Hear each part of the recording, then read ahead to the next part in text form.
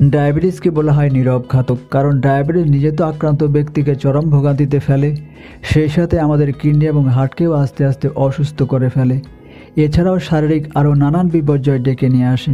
সবচেয়ে যেটা হতাশার তা হচ্ছে, একবার এই ডায়াবেটিসে আক্রান্ত হলে এই রোগ সারা জীবন আপনাকে বয়ে বেড়াতে হয়। অনেক সময় আপনার অকাল মৃত্যুও ডেকে নিয়ে আসে। বর্তমান বিশ্বে প্রায় 83 কোটি মানুষ ডায়াবেটিসে আক্রান্ত। একজন নয়, দুজন নয়, প্রায় 83 কোটি। অর্থাৎ আমাদের সারা দেশে যত মানুষ আছে তারা প্রায় 5 গুণ বেশি মানুষ সারা বিশ্বে ডায়াবেটিসে আক্রান্ত। আরও ভয়াবহ ব্যাপার হচ্ছে, এই ডায়াবেটিস রোগীর সংখ্যা দিন দিন বেড়েই চলেছে। বলা যায় প্রায় প্রতিটি ঘরেই এখন ডায়াবেটিস রোগী পাওয়া যাবে। ডায়াবেটিস হলে বারবার পানি পিপাসা লাগে, ঘন ঘন প্রস্রাব হতে পারে, শরীর ক্লান্ত লাগে, দৃষ্টি ঝাপসা হতে পারে এবং দেহের ওজন কমে যেতে পারে।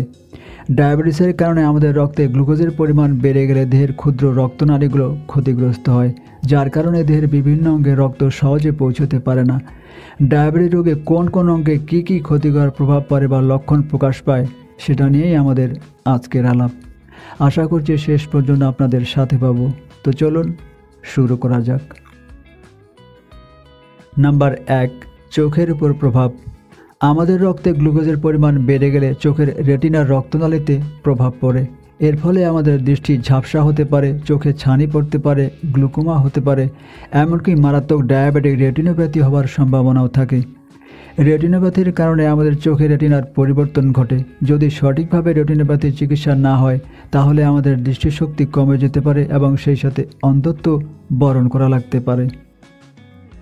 নাম্বার 2, পায়ের উপর প্রভাব।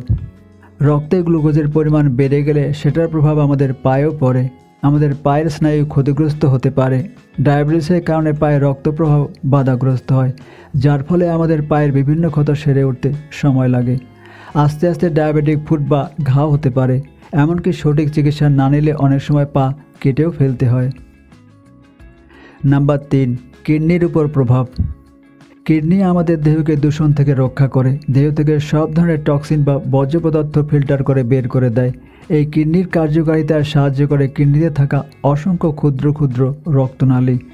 আমাদের রক্তে গ্লুকোজের পরিমাণ বেড়ে গেলে কিডনির ক্ষুদ্র ক্ষুদ্র রক্তনালীগুলো ক্ষতিগ্রস্ত হয়, ফলে কিডনি ঠিকঠাক কাজ করতে পারে না, যেটাকে বলা হয় নেফ্রোপ্যাথি।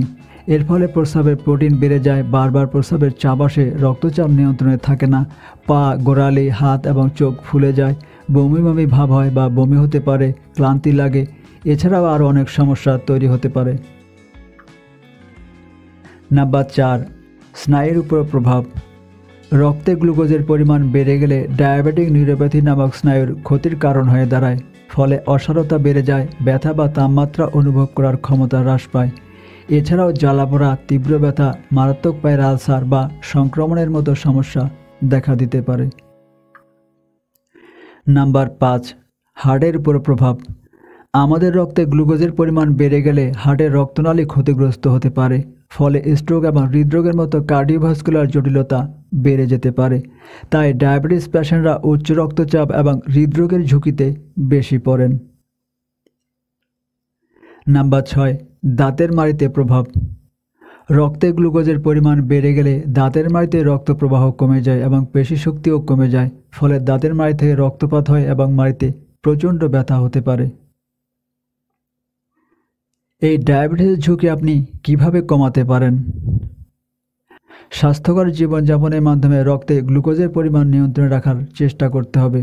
স্বাস্থ্যকর পুষ্টিকর খাবার খেতে হবে এবং প্রক্রিয়াজাত খাবার এড়িয়ে চলতে হবে। আপনার ওজন নিয়ন্ত্রণে রাখতে হবে, এজন্য আপনি নিয়মিত শরীরচর্চা করতে পারেন। ধূমপান এবং অ্যালকোহল সেবনকে না বলুন। নিয়মিত স্বাস্থ্য পরীক্ষা করুন এবং সেই সাথে আপনার চিকিৎসকের পরামর্শ নিয়ে চলার চেষ্টা করুন।